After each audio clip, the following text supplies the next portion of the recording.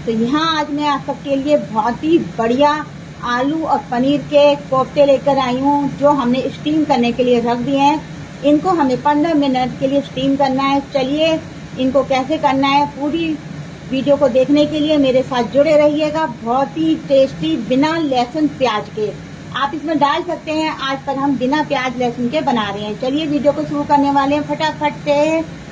तो यहाँ पे इसे हमें 15 मिनट के लिए इस तरह से ढक के पका लेना है।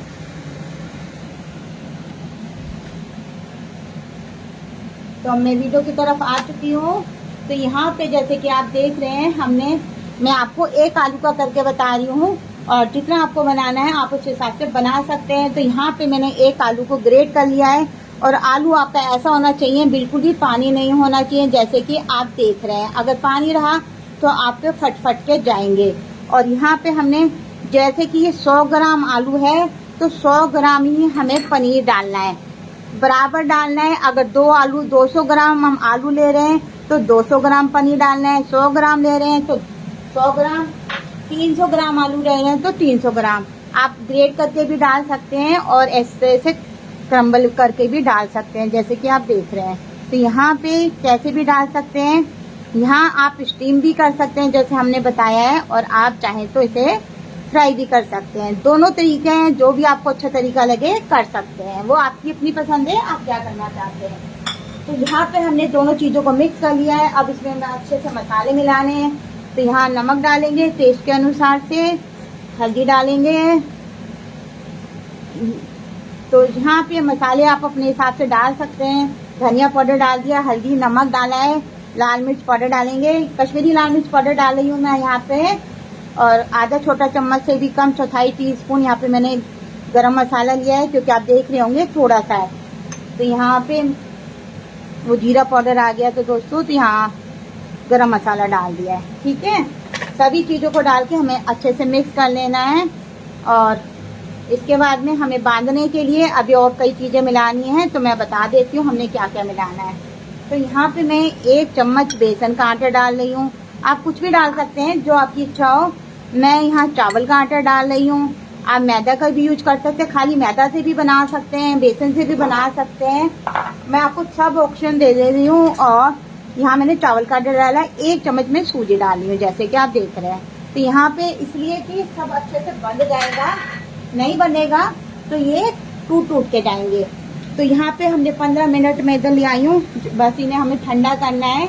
तो मैं आपको दिखा दे रही हूँ।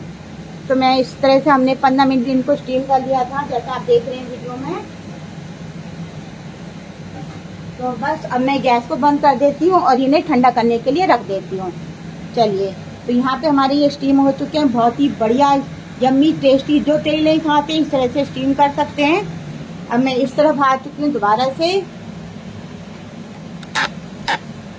और आज की रेसिपी बहुत ही मज़ेदार होने वाली है, तो आप वीडियो में लास्ट तक जुड़े रहिएगा, तभी आपको समझ में आएगा हमें कैसा बनाना है। तो मैं एक बार इस कोफ्ते को भी खोल के ठंडा करने के लिए रख देती हूँ साइड में, नहीं तो ये आपस में बंध के, आप सबको पता है, खराब भी हो सकते हैं।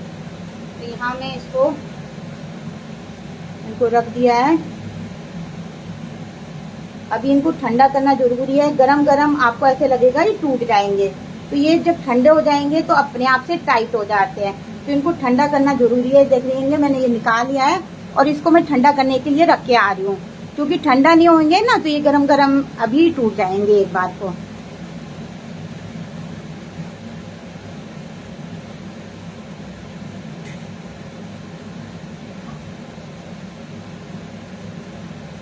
तो चलिए अब वीडियो के हम दूसरे पार्ट की तरफ शुरू कर रहे हैं फटाफट से। तो यहाँ मैंने आपको बताया था अभी आगे। तो इधर मैं कढ़ाई की भी तैयारी कर लेती हूँ फटाफट से, जैसे कि देर ना हो। तो दोनों काम करती जा रही हूँ साथ ही साथ।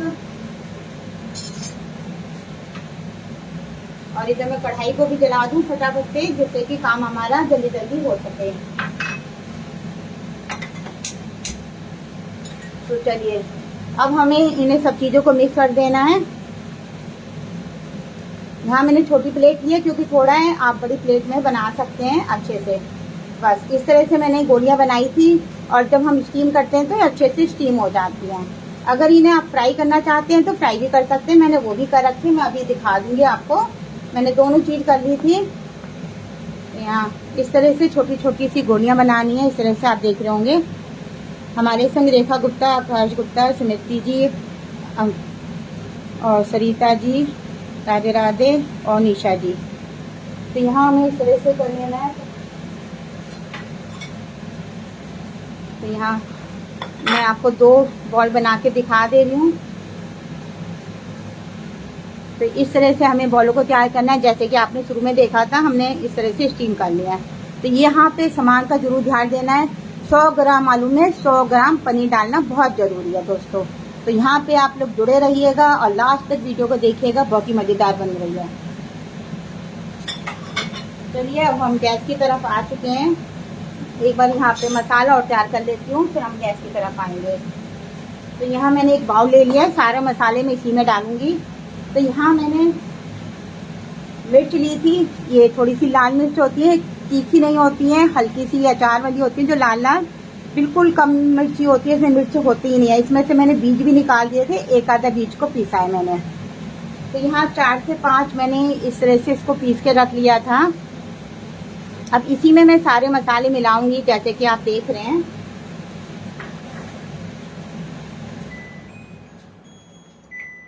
तो यहाँ मेरी चीनी जल रही थी, आपको समझ में आया नहीं आया, क्योंकि ये चीनी जल रही थी। और यहाँ पे मैंने नमक डाल दिया है, ग्रेवी के हिसाब से हम मसाला तैयार कर रहे हैं। तो यहाँ मैंने नमक डाल दिया है और हल्दी पाउडर डालेंगे आधा छोटा चम्मच, क्योंकि हमने उसमें भी डाला है, तो मसाले ध्यान से डालिएगा। और यहाँ पे मैंने धनिया पाउडर लिया है, ग्रेवी के हिसाब से 1 चम्मच डाल रही हूँ, और आधा छोटा चम्मच भुना जीरा पाउडर डालेंगे। मिर्ची नहीं है, ये मिर्ची असल में ये जो अचार वाली मिर्ची होती है तीखी नहीं होती है। ये वाली को मैंने पीसा था, ये वाली मिर्च को, ये तीखी होती है, बिल्कुल भी इसमें मिर्च नहीं होती, आप सबको ही पता है। ठीक है, आ रहा है समझ में? ठीक है, मैंने इसको पीस के इसमें डाला है। तो बहुत कम मेंबर आते हैं, कई बार हमें भी अच्छा नहीं लगता है, और आज भी बहुत कम मेंबर आए हैं। हम आप लोगों के लिए कोशिश करके हर रोज़ एक नई वीडियो लाते हैं, पर तो यहाँ आप देख रहे होंगे इस तरह से तेल गरम हो चुका है। अब इसमें हम जीरा डालेंगे। आप यहाँ पे सरसों का तेल कुछ भी डाल सकते हैं, थोड़ा सा हींग डालेंगे। तो यहाँ मैंने डाल दिया है, और अभी जो हमने मसाला तैयार करा है उसको हम बाद में डालेंगे। यहाँ हमने टमाटर लिया है, टमाटर 4 टमाटर थे, इनको मैंने उबाल लिया, उबाल के छिलके का निकाल कर इनका पेस्ट तैयार कर लिया है। तो बस मैं इसको डाल देती हूँ पहले, और इसको हमें भून लेना है।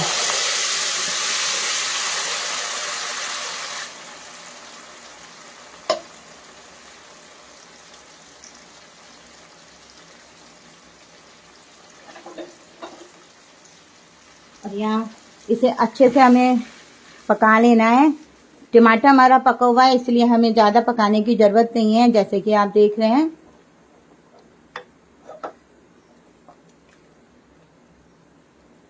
अगर आपने बिना प्याज लहसुन के इस तरह से एक बार कोफ्ता बना लिया, और यकीन करिए बहुत ही यम्मी टेस्टी बनते हैं, इसमें ज़्यादा सामानों की भी ज़रूरत नहीं है, जैसे कि आप देख रहे हैं, और बहुत ही अच्छे बनते हैं। तो यहाँ पे हमारा टमाटर पका हुआ ही था, तो साथ में हमने आधा कप मटर ली थी, मटर को उबाल लिया था, तो ये भी मैं डाल देती हूँ। अगर आप टमाटर पका के नहीं डालें तो इसे अच्छे से पका लीजिएगा पहले, फिर डालिएगा। तो यहाँ मैंने मटर भी डाल दी है, जैसे कि आप देख रहे हैं। अब यहाँ हमने जो मसालों रखे थे इसको हम घोल के अच्छे से, अभी हमने घोला नहीं था, इसे अच्छे से घोलेंगे और इन मसालों को भी डालेंगे, क्योंकि इसे हमें ढककर पकाना है जब तक तेल छोड़ने तक मसालों को भी। और बहुत ही बढ़िया कलर आता है इस तरह से। तो अभी बस एक उबाल आ जाना है, तब हम इसको डालेंगे। और आप देखेंगे कितना बढ़िया कलर आएगा, बिल्कुल लाल लाल कलर आता है। सरिता जैन जी जुड़ चुकी हैं, आकाश जी। तो बस अब हमने इस मसाले को अच्छे से घोल लिया है, और इसमें मैं डाल देती हूँ।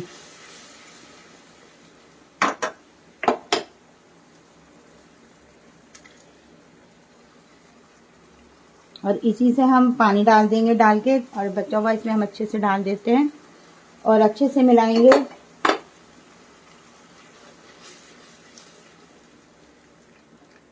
और यहाँ मैंने मटर उबली हुई का यूज किया है, आप चाहे तो कच्ची वाली भी ले सकते हैं, पर यहाँ जल्दी के मारे मैंने उबली मटर डाली है।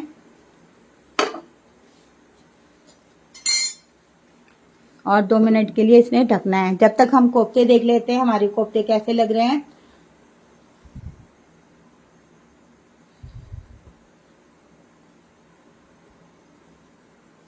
तो यहाँ मैं दिखा देती हूँ, जो हमने फ्राई करके कोफ्ते रखे थे वो इस तरह से हैं। बस तेज आंच में डालिएगा और इस तरह से फ्राई वाले भी बन जाते हैं जैसे आप देख रहे हैं। तो यहाँ हमने दोनों तरह से इस तरह से कर रखे हैं। और गैस इसमें भी उबाल आ चुका है, देख रहे होंगे अच्छे से। बस उबाल आना चाहिए, मसाले अच्छे से पक जाने चाहिए 2 से 3 मिनट में। तो मैं अब आपको वो ठंडे वाले कोफ्ते दिखाती हूँ कैसे लगेंगे।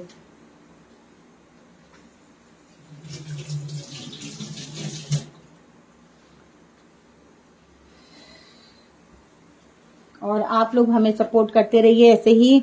और आपको हमारा वीडियो पसंद आता है तो लाइक शेयर कमेंट जरूर कीजिएगा। तो यहाँ पे जैसे आप देख रहे हैं हमने इसे ढक के पका रहे हैं।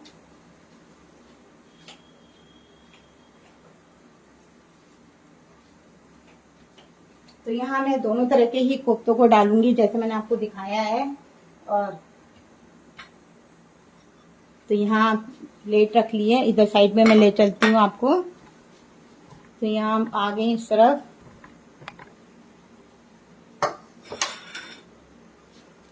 और जब ये ठंडे हो गए हैं तो आप देख सकते हैं कितने अच्छे बन गए हैं।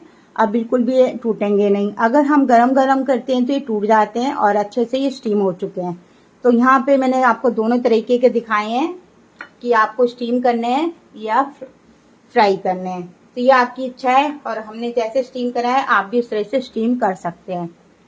तो यहाँ वीडियो बहुत ही मजेदार होने वाला है। जैसे कि आपने देखा मैं दोनों कोफ्ते दिखा देती हूँ, स्टीम और बिना स्टीम के। तो यहाँ आप देख सकते हैं इस तरह से हमारे बने हुए हैं दोनों। तो चलिए अब हम फटाफट से वीडियो की तरफ आ जाते हैं। अब यहाँ हमारा मसाला अच्छे से पक चुका है। तो यहाँ हमने आपको कोफ्ते भी दिखा दिए। कभी आप कहें कि कोफ्ते बने नहीं, तो जैसे जैसे मैंने डाला है आप उस हिसाब से सामान डालेंगे तो आपके बहुत ही बढ़िया तैयार होंगे।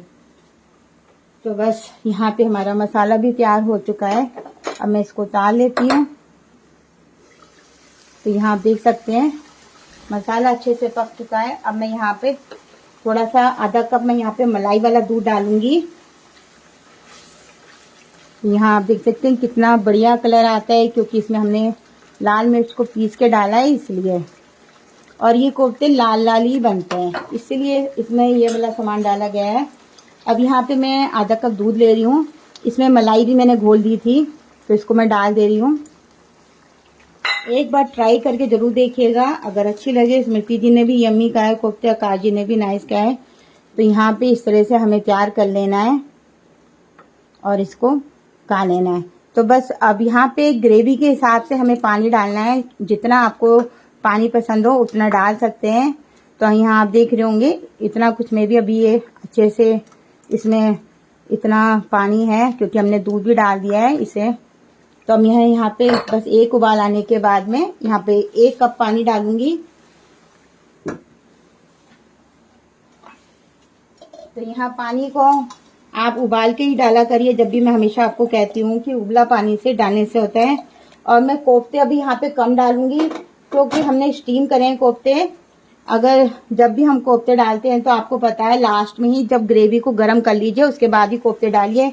अगर हम पहले डाल देते हैं कोफ्ते तो टूट जाते हैं। तो यहाँ मैं 1 कप पानी डाली हूँ अभी, क्योंकि हम कोफ्ते कम डालेंगे। तो यहाँ मैंने जार को धो के ही डाला है, जैसे कि आप देख रहे हैं अच्छे से। तो बस हम ग्रेवी हमारे को ऐसी रखनी है जैसे कि आप देख रहे हैं, और रखे रखे ही अपने आप से अभी गाढ़ी भी हो जाएगी, क्योंकि बहुत ज्यादा पानी नहीं डाला है। तो यहाँ पे और किसी का कमेंट आया है, हमारे संग निशा जी जुड़ी हैं। राधे राधे।